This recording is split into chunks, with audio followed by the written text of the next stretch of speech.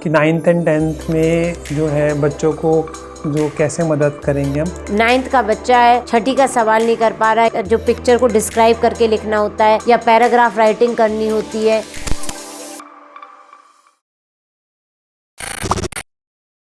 नमस्कार दोस्तों, specific learning disability की सीरीज़ में अब हम बात करेंगे 9वीं और 10वीं क्लास के बच्चों की।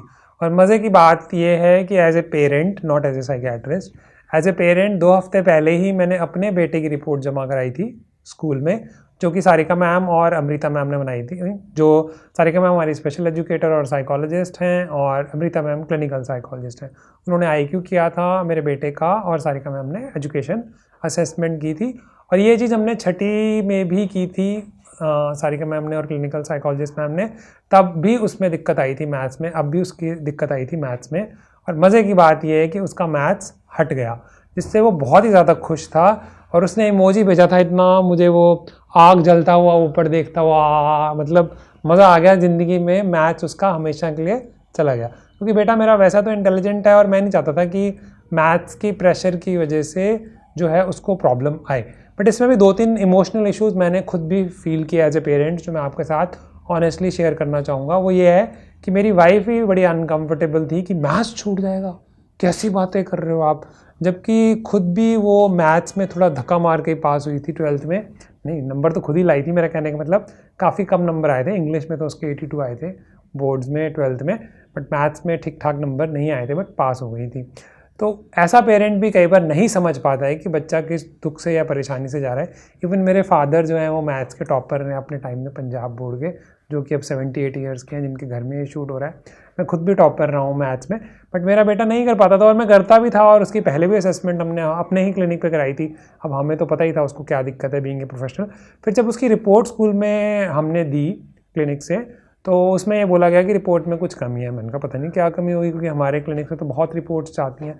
तो जब मैं देखने गया तो रिपोर्ट उन्होंने मेरे सामने खोली और मैं CBSE का इनेक्स्चर भी लेके गया था, जो सारिका मैम ने मुझे दिया था कि ये फैसिलिटीज़ हैं, ये बातें हैं। और ये तो रिपोर्ट में बेसिकली स्कूल वाले ये चेक करना चाहते हैं। असल में होता क्या है कि अब उनके पास 170 बच्चों की रिपोर्ट आई हुई है जो उन्होंने CBSE भेजनी है।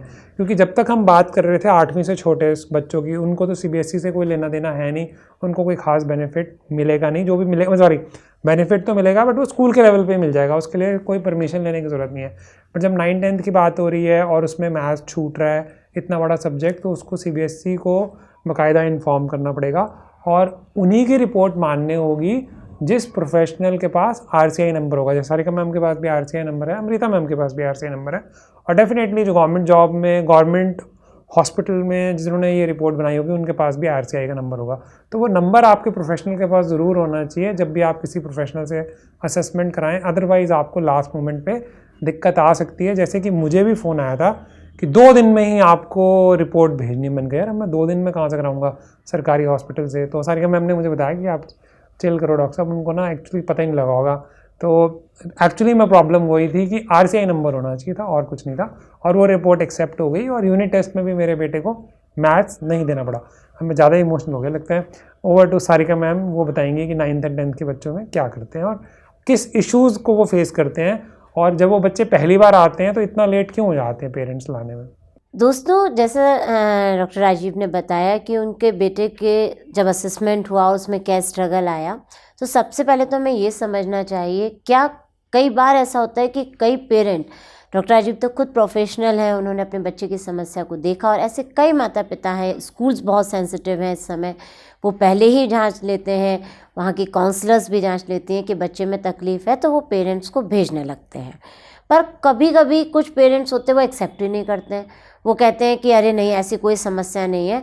और जब 8th में, 9th, 7th, 8th में जब बच्चा रीटेस्ट दे रहा होता है और वो बिल्कुल किनारे से, मतलब 35 के दायरे में कि बस मैडम पास हो जाए, ऐसा जब वो कर रहा होता है, तब माता पिता को लगता है अचानक से कि अब असेसमेंट कराना चाहिए। तो वो जब पहली बार असेसमेंट कराते हैं तब तक तो डिसेबिलिटी फॉर्म्ड हो चुकी होती है 99%। बहुत ही रेयर होता है कि वो डिफ़िकल्टीज़ लेवल पर हो बच्चा।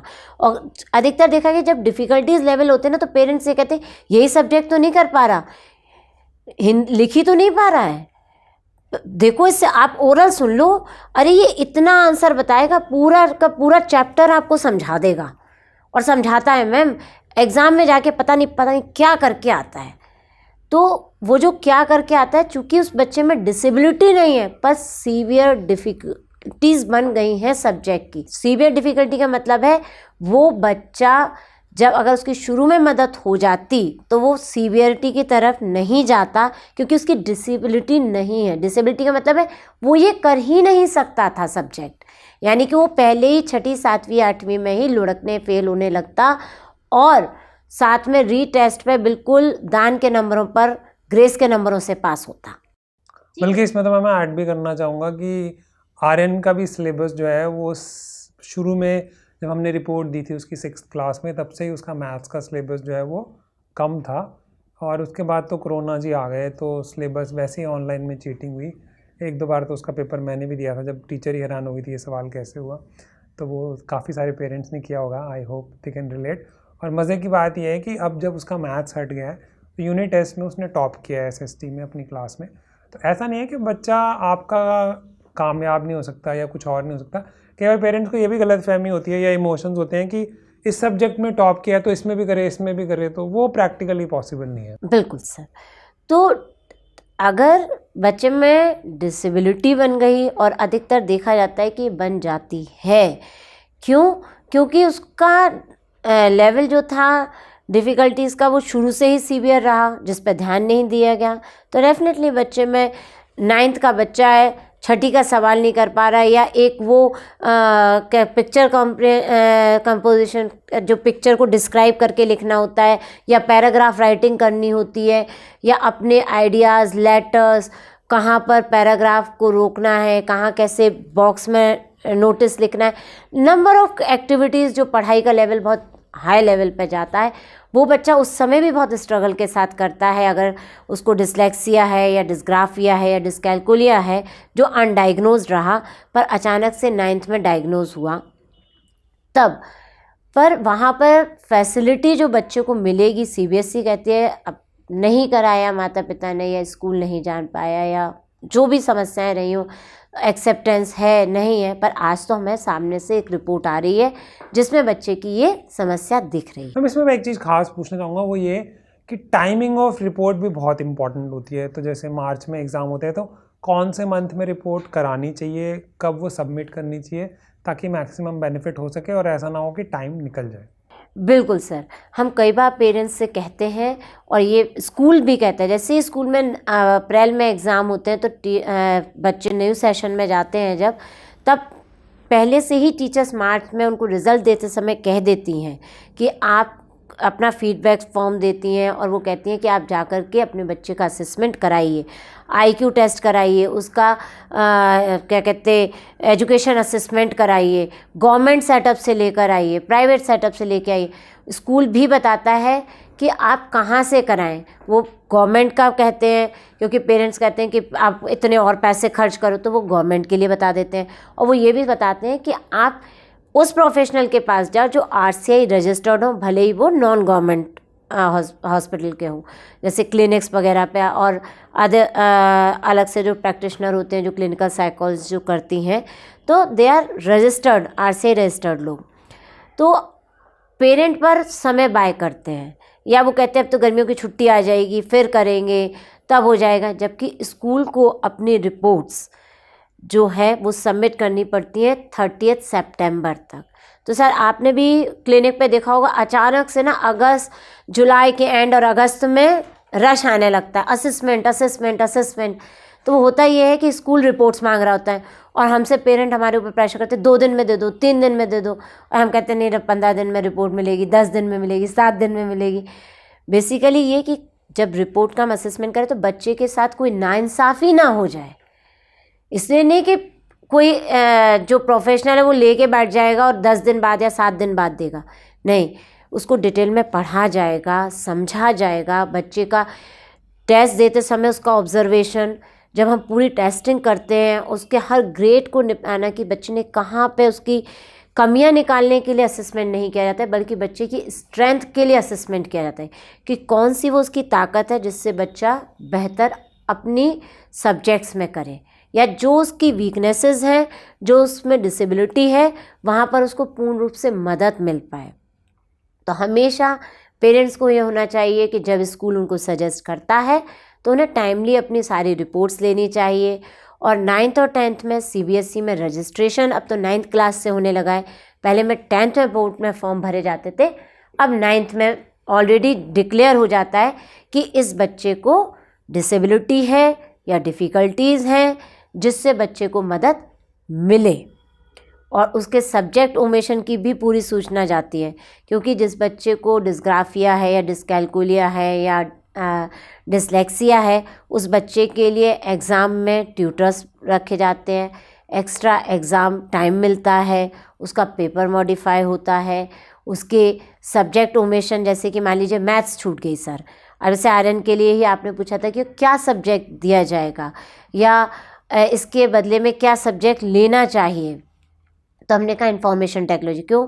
क्योंकि उस बच्चे को कंप्यूटर और ये सारी चीज़ों में काफ़ी इंटरेस्ट है, वो कर सकता है, और रीडिंग वो अच्छी करता है, कॉम्प्रिहेंशन है उसको। जबकि इसमें मिक्स स्कॉलस्टिक की प्रॉब्लम थी। मिक्स स्कॉलस्टिक का मतलब होता है बच्चे में एक से ज़्यादा डिफ़िकल्टीज़ या डिसेबिलिटी होना, यानी कि बच्चे में हो सकता है डिसलेक्सिया और डिस्कैल्कुलिया हो, या डिसलेक्सिया डिस्ग्राफिया हो, या डिस्ग्राफिया डिस्कैल्कुलिया हो। तो जिस बच्चे में ये समस्या आएगी तो उसकी तो भारी गंभीर समस्या हुई ना, कि बच्चा एक नहीं 2 तरह से पीड़ित है। तो यहाँ बच्चे का कंसेशन भी ज़्यादा बनेगा, क्योंकि उसको एक्स्ट्रा टाइम मिलेगा, सब्जेक्ट ओमेशन आएगा, तो उसको वो सब्जेक्ट दिए जाएंगे जिसमें वो स्कोर कर सके। प्रैक्टिकल सब्जेक्ट हों, चाहे वो होम साइंस हो, पेंटिंग हो, म्यूज़िक हो, इंफॉर्मेशन टेक्नोलॉजी हो, मल्टीमीडिया हो, जिससे बच्चा अपने पोटेंशियल को पूरा ले और एक प्री वोकेशनल तैयारी हो उसकी, जिससे कि वो बच्चा आराम से अपने फ्यूचर में भी आगे बढ़े। क्योंकि माता पिता की ये चिंता होती है कि अगर मैथ्स हट गया या SST हट गई या साइंस हट गई तो मेरे बच्चे का क्या बनेगा।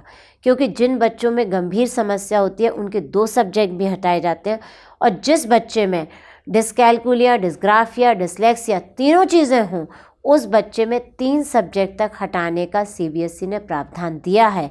यानी कि CBSE कहता है कि उसके मेजर 3 सब्जेक्ट SST, साइंस या आपके मैथ्स, कुछ सब बच्चों के मैथ्स, SST और लैंग्वेज हट जाती है, किसी बच्चे को साइंस रहती है या साइंस हटा दी जाती है, मैथ्स हटा दी जाती है, उसकी आपके कंप्यूटर साइंस जो चैप्टर होता है उसको मेन सब्जेक्ट मान लिया जाता है। ऐसे कई तरीके के CBSE ने डिसेबिलिटी और डिफ़िकल्टी आधार पर नियम बनाए हैं, और बच्चों को स्कूल पूरा फैसिलिटी भी देता है। तो पेरेंट्स को ये अवेयर होना चाहिए, समय से असेसमेंट कराना चाहिए, सारी रिपोर्ट्स टाइमली जमा करना चाहिए, और बेनिफिट्स अपने बच्चे को पूरे देने चाहिए, और उससे एक रियलिस्टिक अप्रोच में उससे उम्मीद लगानी चाहिए कि हमारा बच्चा ठीक है, साइंस और मैथ्स वैसे भी नहीं पढ़ पा रहा तो नहीं पढ़ेगा, तो कोई बड़ी बात नहीं आएगी, क्योंकि 11th में तो वैसे भी छूट जाएगी उसकी, पर उसका जो 10th का रिज़ल्ट ख़राब हो जाएगा, हो सकता है वो बच्चा उस बात को जीवन भर अफसोस करे कि अगर मेरे सब्जेक्ट चेंज हो जाते तो मैं भी 86-89% लाता, जो मेरे कई बच्चे लाए हैं अपने बोर्ड एग्ज़ाम में। स्क्राइब जिनको मिला, जिनको एक्स्ट्रा एग्ज़ाम में टाइम मिला, जिनका मैथ्स हटी, उनको बेसिक मैथ्स के लिए कैलकुलेटर प्रोवाइड हुआ, तो वहाँ पर बच्चों का 70-80+ भी परसेंटेज आया है। तो उनका भी उतना ही अधिकार है, क्योंकि उनकी बुद्धि की क्षमता तो सामान्य और सामान्य के ऊपर भी है। इसमें स्क्राइब के बारे में आप बता दीजिए थोड़ा सा। जिस बच्चे में डिस्ग्राफिया होता है, यानी कि लिखने से संबंधित जो बच्चे में परेशानियां होती हैं, उस बच्चे को स्क्राइब दिया जाता है, और स्क्राइब का रूल होता है वो 1 क्लास बिलो होगा, नंबर 1। नंबर 2, 3 तरीके से हमें स्क्राइब मिलता है। एक मिलता है CBSE भी कभी अवेल करा देती है, पर CBSE कितने बच्चों को अवेल कराएगी और कहाँ से कराएगी, तो मोस्टली स्कूल ही कराते हैं। कभी कभी स्कूल अगर नहीं करता या पेरेंट्स अपनी इच्छा रखते हैं तो एनेक्सर 1 में एक डिक्लेरेशन होता है कि पेरेंट्स चाहते हैं कि वो अपना स्क्राइब लेकर आएँ, तो उसकी पूरी इन्फॉर्मेशन उनको पहले से देनी होती है। वो उसका क्या रिश्ता है, क्या संबंध है बच्चे के साथ, वो कौन सी क्लास में पढ़ता है, उस बच्चे का आईडी कार्ड लगता है, ये सारी चीज़ें टाइमली सीबीएसई में जाती हैं। कई बार कुछ पेरेंट्स का होता है कि स्कूल मदद नहीं कर रहा, तो मैं पेरेंट्स से ये कहूँगी, क्योंकि बड़े शहरों में, मेट्रो सिटीज़ में तो ऐसी प्रॉब्लम नहीं आती, पर जो दूसरे अन्य शहर होते हैं तो पेरेंट्स का ये कहना होता है कि हम कहाँ जाएं। तो रीजनल ऑफिस जो सीबीएसई के हर स्टेट्स में होते हैं, उनके शहरों में होते हैं, वहाँ पर वेबसाइट पे उनका नंबर होता है, तो पेरेंट्स स्वयं खुद भी जा सकते हैं अपने बच्चे की रिपोर्ट्स को लेकर एक एप्लीकेशन, स्कूल में भी पूरे पेपर सबमिट करें और सीबीएसई के स्कूल जाएं कि अगर कहीं मदद नहीं हो पा रही है बच्चे की तो वो वहाँ से सीबीएसई से डायरेक्ट करवाएं, तो स्कूल मदद करता है और सीबीएसई लिख कर देती है तो स्कूल भी मदद करता है उन बच्चों की, चाहे वो स्क्राइब के रूप में हो, कैलकुलेटर के लिए हो, या बच्चे के लिए एक टीचर अपॉइंट करनी हो जो उसका पूरा पेपर एक्सप्लेन करे बोर्ड के एग्ज़ाम में, और उसके एक्स्ट्रा जो सब्जेक्ट्स हैं उनका भी पेपर समय पर उस बच्चे को मिल सके। तो सारिका मैम ने बहुत ही अच्छे से हमें समझाया कि 9th एंड 10th में जो है बच्चों को जो कैसे मदद करेंगे हम। मोस्ट इम्पॉर्टेंट ये है कि जो ख़ास बात है कि 10th के बजाय 9th में ही इन्फॉर्म करना होगा। जो असेसमेंट है अगर वो अप्रैल मई जून में ही हो जाए तो ज़्यादा बेटर है। लास्ट डेट में कोई भी काम कराना हो, चाहे वो IT रिटर्न हो या फ़्लाइट पकड़नी हो, आखिरी मोमेंट पे थोड़ी मुश्किल हो जाती है और घबराहट भी हो जाती है पेरेंट्स को भी और बच्चों को भी, और ख़ासकर बच्चों को तो और भी ज़्यादा होगी कि जिन्होंने अल्टीमेटली पेपर देने हैं उस सब्जेक्ट में जिसको वो मुश्किल समझते हैं। तो ये इम्पॉर्टेंट बात है। दूसरी बेनिफिट्स में पहले सब्जेक्ट को छोटा कर दिया जाए या सब्जेक्ट को हटा ही दिया जाए। लिखने की समस्या है तो उसकी जगह कोई और लिखने वाला मिल जाए, बट अक्सर ये होता है कि अक्सर क्या मतलब रूल ये होता है कि 10th का बच्चा है तो उसको 9th का बच्चा मिलेगा लिखने के लिए, और एक्स्ट्रा टाइम मिले जो 30 मिनट तक हो सकता है अगर मैं करेक्ट हूँ तो। सर 30 मिनट नहीं, 3 घंटे के पेपर में उसको पूरा 1 घंटा एक्स्ट्रा मिलेगा। सॉरी, तो 1 घंटा एक्स्ट्रा मिल सकता है बच्चे को, तो टाइम मिल सकता है एक्स्ट्रा, लिखने वाला मिल सकता है, सब्जेक्ट छोटा हो सकता है, सब्जेक्ट को ही हटाया जा सकता है। और सबसे बड़ी बात जो मैम ने की जो मुझे सबसे अच्छी लगी, और बीइंग ए फादर के जैसे कि मेरे अपने बेटे को भी ये प्रॉब्लम है, तो और बीइंग मुझे भी प्रॉब्लम थी, बट मेरे को तो चप्पलों और डंडों के अलावा कुछ नहीं मिला। Anyway, long story short, most important क्या है कि जो बच्चा 70% लाए, और मान लीजिए वो 80 या 90% ला सकता था, या वो 50% लाए, मान लीजिए वो 70% ला सकता था, तो हम एक सब्जेक्ट के चक्कर में उसे क्यों रोकें। बात सिर्फ एक सब्जेक्ट की नहीं है, बात यह है कि उस सब्जेक्ट की वजह से बाकी परफॉर्मेंस भी कम हो रही है। बिकॉज जो चीज़ आपको नहीं आती है, डिफ़िकल्टी नहीं डिसेबिलिटी है, तो आप उसको करने के लिए 2-3 गुना ज़्यादा टाइम लगाएंगे या बिल्कुल ही नहीं करेंगे, तो बाद में पेरेंट्स को जाके टीचर्स को बोलना पड़ेगी प्लीज़ कुछ कर दीजिए दिस एंड दैट।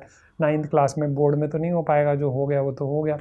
तो इम्पॉर्टेंट है कि पहले ही बात कर ली जाए ताकि बच्चा भी रिलैक्स हो जाए, आप भी एज ए पेरेंट्स रिलैक्स हो जाएं, और दोनों रिलैक्स होकर अपनी ज़िंदगी मज़े मज़े से काटें। तो आज के लिए इतना ही, धन्यवाद।